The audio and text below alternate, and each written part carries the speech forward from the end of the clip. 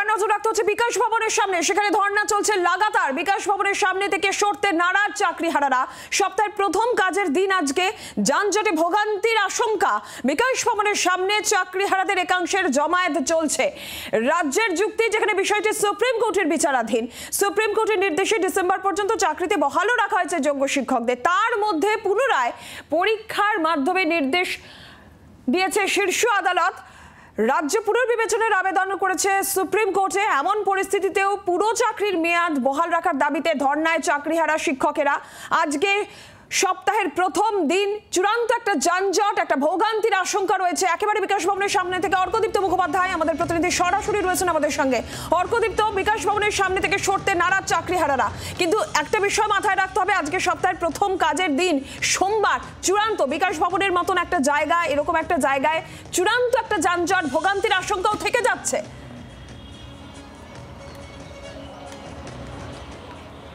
অবশ্য সপ্তাহের প্রথম দিন আজকে, এবং আমরা দেখেছি আজ সকাল থেকেই যারা বিকাশ ভবনের কর্মচারীরা রয়েছেন, অর্থাৎ সরকারি কর্মচারীরা রয়েছেন, তারা এসে পৌঁছতে শুরু করেছেন বেলা 11টা বাজে।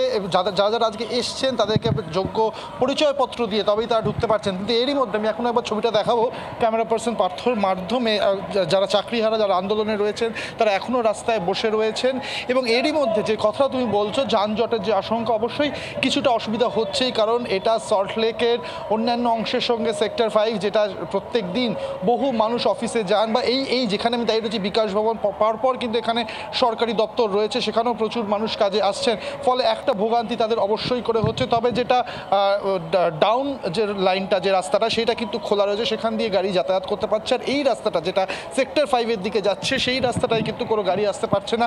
আগে থেকেই পুলিশ ব্যারিকেড করে রেখেছে, যেখানে তারা আন্দোলনে বসেছেন তার আগেই পুলিশ ব্যারিকেড করে রেখেছে। সেইখান থেকে গাড়ি ঘুরিয়ে দেওয়া হচ্ছে, সিজিও হয়ে বেশ খানিকটা রাস্তা ঘুরে তবেই কিন্তু পৌঁছানো যাচ্ছে নির্দিষ্ট জায়গায় বা সেক্টর 5-এর দিকে।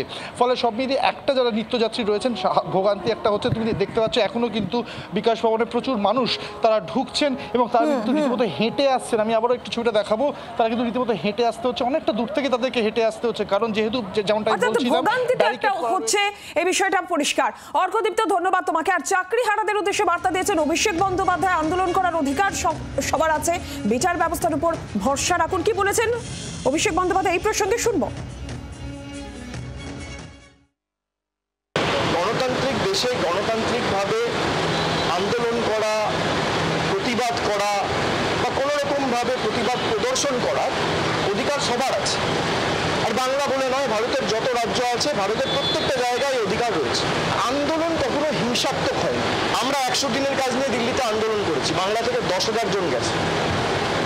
আমাদের উপর কিভাবে, এমনকি সাধারণ মানুষ ছেড়ে দিন, মানে যারা নির্বাচিত প্রতিনিধি, এমনকি মহিলা প্রতিনিধিদের, জনজাতি মূলবাসী প্রতিনিধিদের চুলের মুঠি ধরে বার করেছে।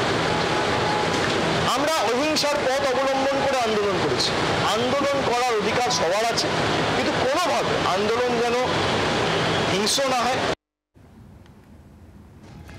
যে ছবি আপনারা দেখছিলেন বিকাশ ভবনের সামনে, সেখানে টানা ধর্ণা চালাচ্ছেন চাকরিহারারা। সেই ধর্ণা থেকে তারা সরতে নারাজ, বিকাশ ভবনের সামনে থেকে তারা সরতে নারাজ। আর এর মধ্যেই সমস্যায় এলাকাবাসী। এবার হাইকোর্টে মামলা হলো, জনজীবন ব্যাহত হচ্ছে বলে অভিযোগ। হাইকোর্টে জনস্বার্থ মামলা দায়ের হয়েছে বলে জানা যাচ্ছে। হাইকোর্টে মামলা, জনজীবন ব্যাহত হচ্ছে। এই যে টানা ধর্ণা বিকাশ ভবনের সামনে, সমস্যা এলাকাবাসী, হাইকোর্টে এবার জনস্বার্থ মামলা দায়ের। অর্ণবাংশ নিয়োগী রয়েছেন টেলিফোন লাইনে, আরো বিস্তারিত জানাবেন। অর্ণবাংশ, কি খবর পাচ্ছ?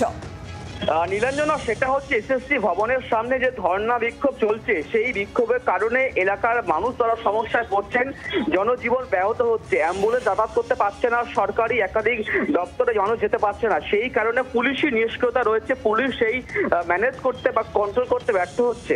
এই মর্মে ওই এলাকাবাসীরা তারা মামলা করে জনস্বার্থ মামলা দায়ের করেছেন কলকাতা হাইকোর্টে। বিচারপতির একটা মন্তব্য খুবই উল্লেখযোগ্য, সেটা হচ্ছে যে হাইকোর্টে দায়ের হওয়া 7টি জনস্বার্থ মামলার মধ্যে প্রায় 80% পাবলিসিটি মামলা। তো আদালত এই মুহূর্তে আর্জেন্সি দিয়ে শুনবে না, তবে মামলা ফাইল করতে বলা হয়েছে। আজকে আগামীকাল এই মামলা শুনানির সম্ভাবনা রয়েছে। ধন্যবাদ অর্ণবাংশ। বাংলার আওয়াজ, বাঙালির আবেগ, জি 24 ঘন্টা।